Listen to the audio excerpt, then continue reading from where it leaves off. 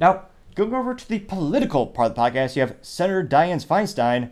Her daughter now has power of attorney over her, which just goes to show you how old and decrepit some of these politicians are, as well as morally vacuous as well. But physically speaking, they're just getting worse and worse. Now, currently, Senator Diane Feinstein for California, so she doesn't have authority over her legal or financial affairs. But this sixth term senator, she doesn't know where she is or what she votes for, but she can make decisions that affect hundreds of millions of Americans? Does that make any sense? I mean, she's 90 and still going. I mean, I was going to say, she used to be she looked as wise as what was that wise old saying? She is as wise as she is beautiful. That's only gotten more true over time. She now looks like the crypt keeper. And perhaps it's because her morals are so viscerally disgusting, her body's catching up with them. But she is one of the most morally vacuous people in society. She's one of those people where she claimed and promised she could stop all gun deaths with a piece of paper or bill that she had, which the same laws have been tried before, had zero impact on mass shootings or as well as additional crime. And she always waits till there's a tragedy, and then she literally dusts off a proposal. She goes, "Oh, now this is ready." Some might call that terrorism or just disgustingly opportunistic. And she's by no means the only one who does that.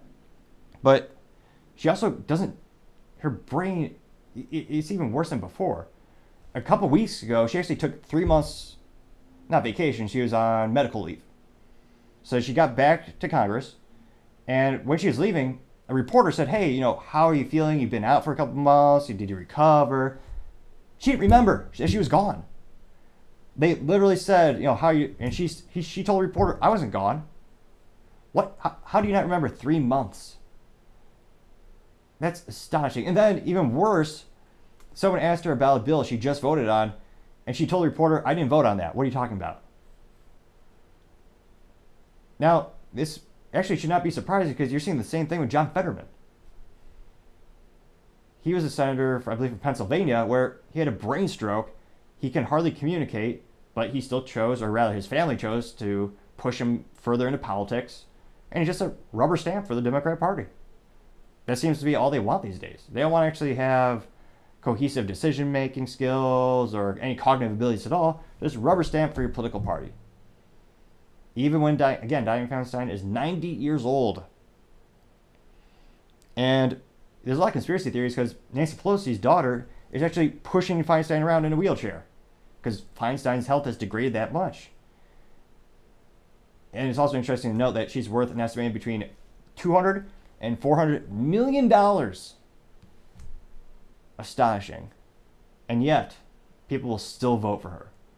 And there's a lot of contention and a lot of discussions who's going to replace her. But right now, she is the perfect candidate for their side because they get everything they want. They get that rubber stamp. No fight backs. In fact, she might be in pinnacle shape to be a politician because she will not question anything they do. She'll just toe the party line. Stamp, stamp, stamp. Not even raise a modicum of effort or question anything. Perhaps she has now become the perfect politician. It'll be interesting to see do people actually vote differently in California? I she's sixth term senator. I doubt it. Thank you everyone for taking the time to tune in. Again, we're trying to get to 3,000 subscribers by the end of August, so you can click that button and greatly appreciate it. Also, don't forget to take the time to like and comment. The feedback is greatly appreciated. It's how we make the show better and better. And lastly, don't forget to tell your family, tell your friends, tell your coworkers, heck, tell your enemies, tell anyone and everyone. Just stay safe and fight the good fight.